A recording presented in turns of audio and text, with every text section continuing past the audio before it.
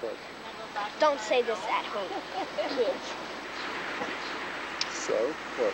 I got a rifle. You got a rifle? Yeah.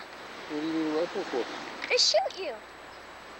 There were a lot of times where he would tell me specifically what he was going to do. He was going to jump out the window, he was going to jump off a building, he was going to cut himself, or in this particular occasion, he was going to hang himself.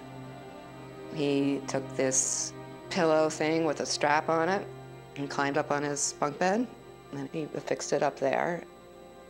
And then he put it around his neck, and he showed me how he was going to jump off the bunk bed. He's going to show Mom how he's going to hang himself right in front of her. And I didn't let him. But I'm tired of trying to explain to people what I'm hearing at home, and I'm just gonna record this.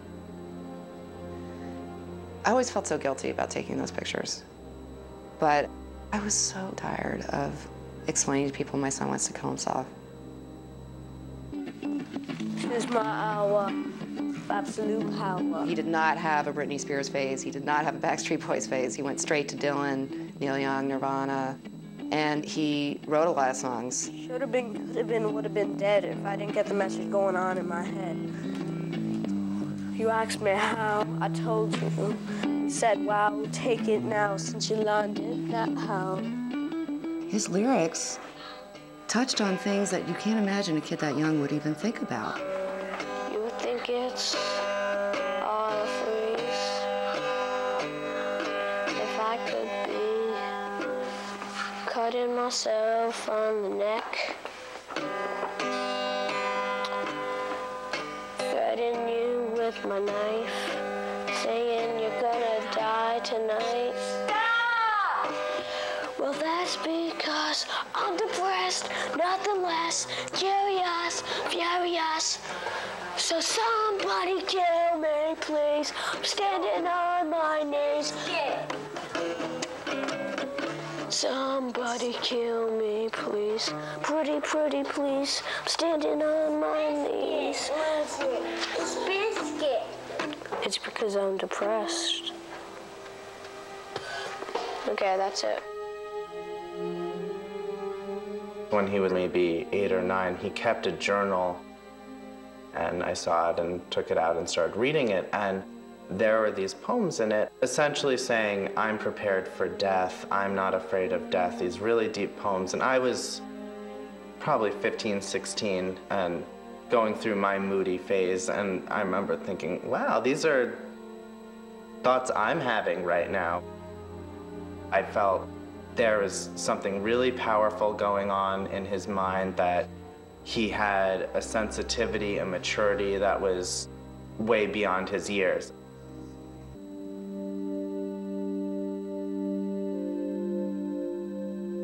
The fall semester of 2000, when Evan was in 5th grade, he communicated to the principal of his school that he felt suicidal.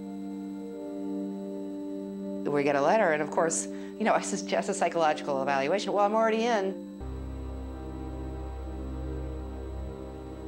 The night he died, I came over for dinner. It was a Sunday evening. We're all eating together, and I know Evan had some homework that was unfinished, and he was being a little obnoxious about not wanting to do his homework and started putting his feet on the table, and, you know, his mom was nagging him about his homework. And they had a tiff, and he was mad. The fight was very intense, as it often was, and, you know, really just deeply intense. I was doing the dishes, and I was hot, you know? I was tired of this. And he goes up the stairs, and he said, Mom, I hate you. And he shuts the door, he locks it. Leaving that night, I didn't think anything of it. He wasn't behaving in any way that would make me think this child is going to end his life tonight. Not in a million years. I mean, on my good days, I've acted worse than him at dinner. By this time it was around 10 o'clock, and I went into our bedroom with Mikey, and we were both reading. Just reading for a little bit, and I go to check in on Evan, and he's unlocked the door. I go in, he's sitting in his underwear on his bed with his computer. And, you know, I came over and I said, well, how you doing? What's happening? And he said, I'm fine, Dad, I'm doing my homework. At his computer, it looked as though he was doing his homework. So I go back to read with Mikey for another 5 minutes, and you know, it's Mikey's bedtime. So I bring Mikey into the room, and Evan's not there. I immediately thought that he had jumped out the window. But it was an air shaft, so you couldn't really see anything. Mikey shows up with this little pen light, and I shine it down the shaft, and I think I see something, but it's hard to tell. And I'm starting to, you know, feel pretty concerned at this point, and I run downstairs to find the super, who had access to the air shaft. I guess I was downstairs and about to recline and watch TV, and I was half asleep, I guess. And nothing unusual, I just heard a noise. And I thought nothing of it. I thought maybe the girl upstairs dropped something. Nothing, nothing. And I guess, I don't know how many minutes later, somebody came was banging on my door. We were with Roger, we had the light.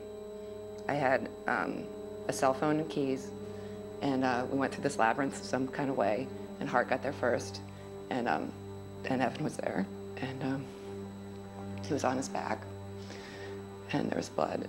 I thought he might be alive, but I felt his pulse, and he wasn't. I was screaming, Evan, Evan, Evan, Evan, Evan, Evan. You know, Evan, please. And I went, and Hart was in front of me, and I said, get out of the way, I want to give him the mouth to mouth, I want to move away. And he said, Dave, just go, the paramedics are coming, go upstairs, take care of Michael, take care of him, it's okay. And he was very calm. I called Nick to come and look after Mikey and Dana, because I had to go to the hospital with Evan. I was there comforting Michael, and we were praying, and I thought maybe he'll live. Maybe he's just broken some bones, and maybe he'll live. And at some point, I don't know when, but you know, Nick showed up. We pulled up in front of the house. There were police cars outside. It was like, this is fucking real. This is real. And I walked into the apartment, and there were police officers downstairs. You know, they looked at me and started approaching me to say, you know, who are you? And I pushed them out of the way and just ran to Dana. And Michael, what's so amazing is he kept saying, Mommy's gonna be okay, Mommy's gonna be okay, Mommy's gonna be okay, Mommy's gonna be okay. And we're just holding each other, and then, you know, and then Hart called, and I just knew immediately, what happened, that he was dead. I just couldn't believe it. So then Gene drove me to the hospital, and he was at St. Vincent's where he had been before. And I was taken into the room where he was on the stretcher. And